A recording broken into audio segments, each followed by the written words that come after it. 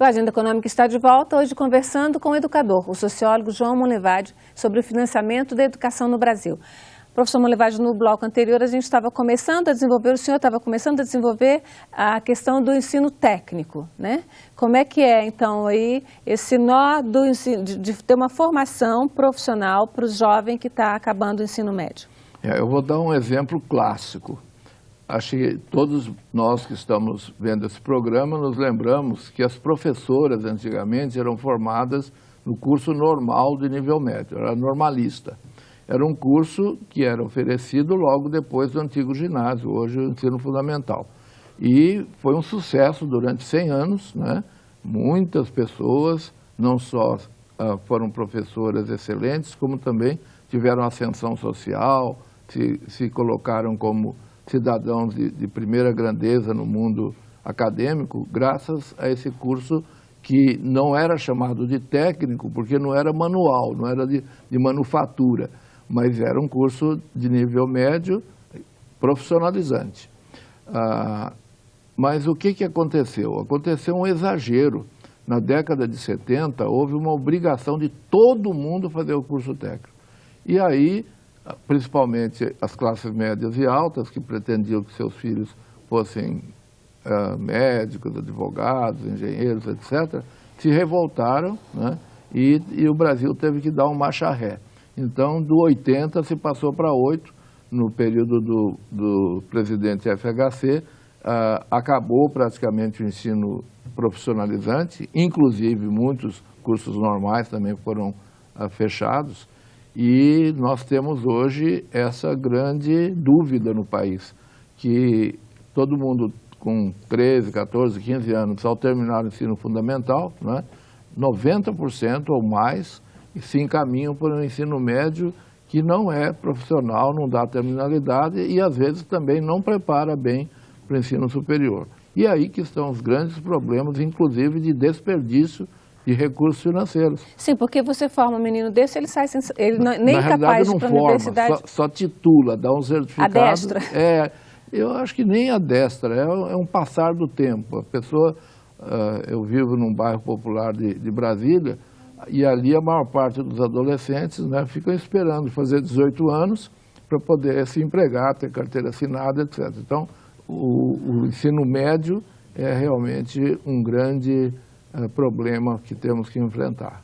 A gente tem aí vários projetos, né? Mudanças da base nacional comum, parâmetros curriculares comuns, né? Tem vários estudos aí para ver o que é que faz. Quando a gente fala em financiamento, o que que entra, que vai, né, dos recursos públicos para esse ensino médio, mais ou menos? Pois é. Hoje, o ensino profissional, ele é oferecido em grande parte pela rede privada. Então, se uma pessoa quer ser técnico em enfermagem em Brasília, em outra capital, quase todos eles vão procurar um curso na rede privada. O mesmo acontece, por exemplo, com cursos do SENAC, do SENAI, etc., né? Entretanto, nós temos um crescimento, tivemos durante os últimos governos, um crescimento exponencial dos institutos federais, como foi já dito, né, mais de 400 novos campi, e temos um aumento que está previsto de triplicar as matrículas no ensino técnico nesses próximos 7 anos que nos restam do Plano Nacional de Educação. Nesses mesmos institutos? Nos mesmos institutos, embora a obrigação constitucional do ensino técnico no nível médio seja dos estados. O governo federal, ele é um governo que suplementa, induz, mas ele não tem responsabilidades constitucionais de oferta. Professor, nós ouvimos 2 senadores que falam que têm opiniões específicas sobre esse assunto. Vamos ver o que eles dizem aí para a gente. Sem dúvida nenhuma, a União precisa aumentar o percentual de recursos para a educação, para que os estados, através do Fundeb, possam cumprir a sua obrigação de fazer os investimentos na formação dos professores, cumprir o Plano Nacional de Educação, que até 2018 tem metas claras para a educação inclusiva, para o ensino fundamental, para o ensino médio do nosso país. Infelizmente, em razão da crise, em razão da desorganização, em razão do governo brasileiro ter gasto, por exemplo, em 2015, muito dinheiro com juros, O governo brasileiro pagou, em 2015, mais de 500 bilhões de reais de juros. Esses recursos foram drenados de programas importantes como o Pronatec, como FIES. Portanto, nós temos aí muito trabalho pela frente, mas eu acho que é possível olhar para o futuro com um pouco mais de confiança. O senador Ricardo Ferraço está confiante. O senhor vê motivo para essa confiança? E a senadora Ângela Portela puxou a questão do Plano Nacional de Educação, né? Das metas do Plano Nacional de Educação. Dá para cumprir essas metas? Dá para ter essa confiança do senador Ricardo Ferraço nesse momento de crise que a gente está? Eu não tenho dúvida. Não tenho dúvida porque a capacidade contributiva das empresas e dos cidadãos brasileiros não é explorada hoje nos impostos. Só para dar um exemplo que quase ninguém sabe, nós temos um imposto patrimonial chamado ITR, Imposto Territorial Rural. O Brasil tem 600 milhões de hectares de terra, né, que devem ser taxadas, mais 250 milhões de reserva indígena, Parque Nacional, lagoa, lago, etc. Né? Imaginem vocês que estão nesse momento aí dedicando a essa tarefa de pensar a educação brasileira.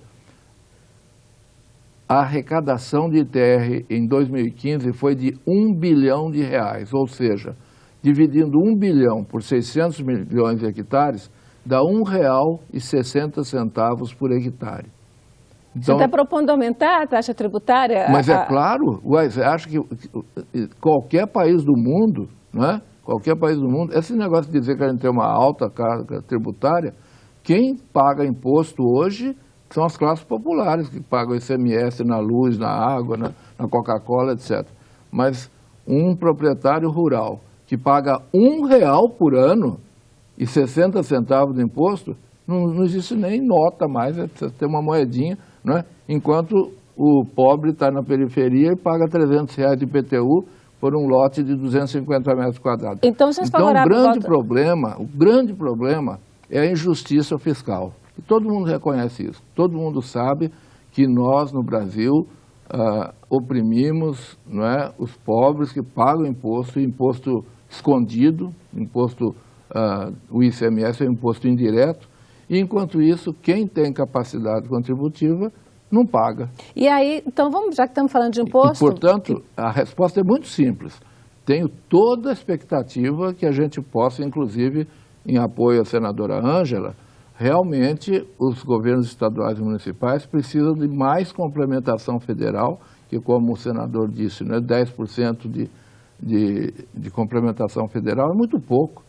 Então, o governo federal que mais arrecada devia estar dando no mínimo 30% do Fundeb. Quando a gente fala em questão de recurso para a educação, você já tem muito imposto, mas você está falando do ITR, que é Imposto Territorial Rural, tem a proposta da volta da CPMF e tem um outro imposto que pouco se fala, mas que está lá, que é para ser regulamentado na Constituição, que é o Imposto sobre Grandes Fortunas. Você acha que esses três impostos resolveriam, então, a questão do investimento em educação?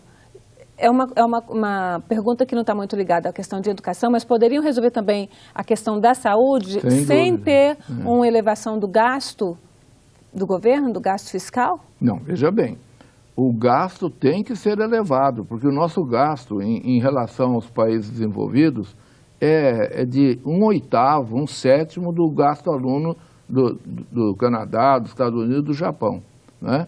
Tem que ser elevado. Para ser elevado, precisa ter mais arrecadação. E aí, como você está indicando esses três, não é?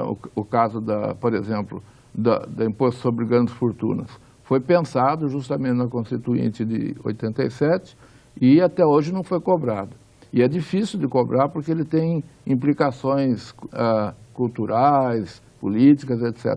Mas no tempo da ditadura, ninguém se lembra disso, o imposto de renda tinha a alíquota maior de 45%. Hoje a alíquota maior é 27,5%, né? E tem um jeito de driblar as coisas aí. O Neymar, por exemplo, só paga 13,3%. Então veja que coisa complicada. Às vezes a gente diz que é difícil dar uma educação pública de qualidade, mas não é difícil. O que é difícil é fazer o pessoal que tem poder de contribuir abrir o bolso. Então, isso é difícil. Então, quando a gente fala, se discute a desvinculação das receitas, tanto da União quanto de estados e municípios, o senhor acha que a questão não é desvincular a receita, é arrecadar as receitas do lugar certo? Sem dúvida nenhuma. E tem mais outro imposto também que é pouquíssimo cobrado no Brasil, que é o imposto sobre herança, né? Tem estados que cobram 4%. A média geral dos países onde tem educação de qualidade é entre 30% e 40% do imposto de herança. Tá. Então a gente pode continuar com os recursos de educação vinculados? Sim. E aí, com uma arrecadação maior, o 18% de 100 é 18, mas de 200 é 36, né? Então, o nosso grande problema, e que às vezes a gente é enganado, porque está aí na mídia que a gente está pagando imposto demais, não é verdade. Não é verdade. Quem está pagando imposto demais é o pobre, né? Mas quem devia estar pagando imposto, né? Realmente, com todo o respeito... E o pobre está pagando imposto, mas ele está pagando para o seu filho estar na escola pública. Também, mas é justo, é justo. Já houve uma proposta que eu assinei aqui quando era consultor do Senado, uma proposta de todas as pessoas que fizessem universidade pública e gratuita, depois de formado, quando melhora a sua condição financeira, etc., teria uma alíquota maior do imposto de renda direto para a educação. Isso resolvia os problemas também, né? Professor... Mas, infelizmente, quando se fala em pagar mais, todo mundo é contra, né? Professor, nós vamos fazer um outro programa, então, sobre a tributação no Brasil. Agradeço, senhor, pela participação aqui na Agenda Econômica. Seja à vontade. E agradeço também a você, telespectador, que nos acompanhou até aqui. Participe da Agenda Econômica. Envie sua sugestão e comentário pelo telefone 0800 61 22 11. A ligação é gratuita. Se quiser rever este programa ou indicar para alguém, entre na nossa página na internet, senado.leg.br/tv. Até a próxima Agenda Econômica.